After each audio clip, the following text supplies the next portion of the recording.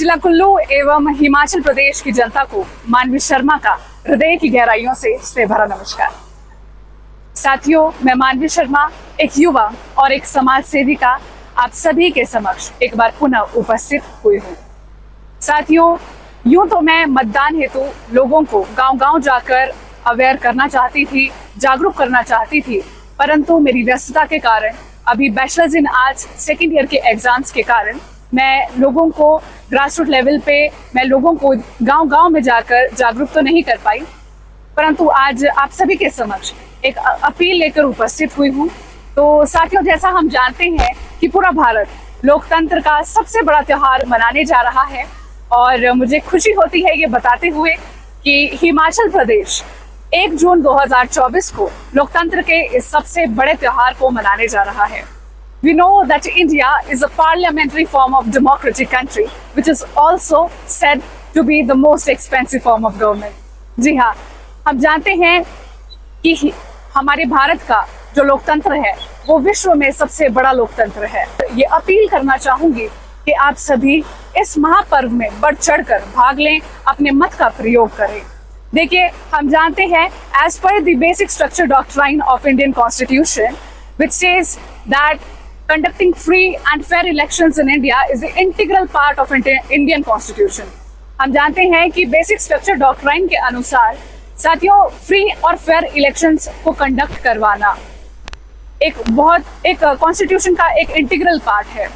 और हम जानते हैं, मैं धन्यवाद करना चाहूँगी और मैं बधाई देना चाहूँगी हमारे देश के और प्रदेश के सभी कर्मचारियों का कि वे 1951 से लेकर आज तक हमारे देश में free and fair elections conduct करवाते आ रहे हैं।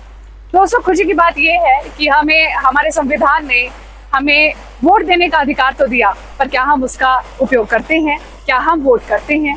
तो मैं चाहती हूँ कि हम सभी आगे आए, हम सभी वोट करें और अपने लोकतंत्र को सबसे मजबूत लोकतंत्र बनाएं। जैसे हम जानते हैं, India has adopted the universal adult suffrage. We know कि यूनिवर्सल अडल्ट फ्रेंचाइज को भारत ने अडॉप्ट किया है, जिसका मतलब ये है कि बिना किसी भेदभाव के हम सभी के पास ये अधिकार है कि हम अपने मत का प्रयोग करें। हमारे पास वोटिंग राइट है, हम वोट करें और अपने लोकतंत्र को, अपनी डेमोक्रेसी को और भी ज्यादा मजबूत करें। तो देखिए, जैसे मैं अगर आपको बताऊं, 1951 से लेकर 2024 तक हमारे इलेक्शन प्रोसेस में 3 बहुत बड़े बड़े चेंजेस आए हैं, जिसमें एक चेंज मैं आपसे साझा करना चाहूंगी। वो चेंज है कि जो वोटिंग एज थी उसको 21 साल से कम कर 18 साल कर दिया गया था। साथियों, 18 साल जब वोटिंग एज को किया, कहीं ना कहीं हमें ये समझ आता है कि जो युवा अब एक देश का पिलर है, एक स्ट्रॉन्ग पिलर है युवा किसी भी देश का। तो हमारा जो वोटिंग राइट है वो कम करके 18 वर्ष कर दिया गया है। इसलिए मैं युवाओं से भी ये हाथ जोड़कर अपील करना चाहूंगी कि युवा जो है वो भी इस महापर्व में बढ़ चढ़कर भाग लें, आगे आए, अपने मत का प्रयोग करें।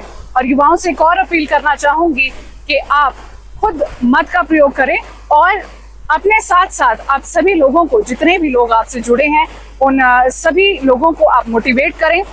क्योंकि मैंने अक्सर देखा है कि जो लोग हैं वो पोलिंग स्टेशन से नजदीक ही रहते हैं, फिर भी ना जाने क्यों वो वोट देने नहीं जा पाते। तो मैं चाहती हूँ कि आप आगे आएं, आप वोट करें और अपनी सरकार खुद चुनें।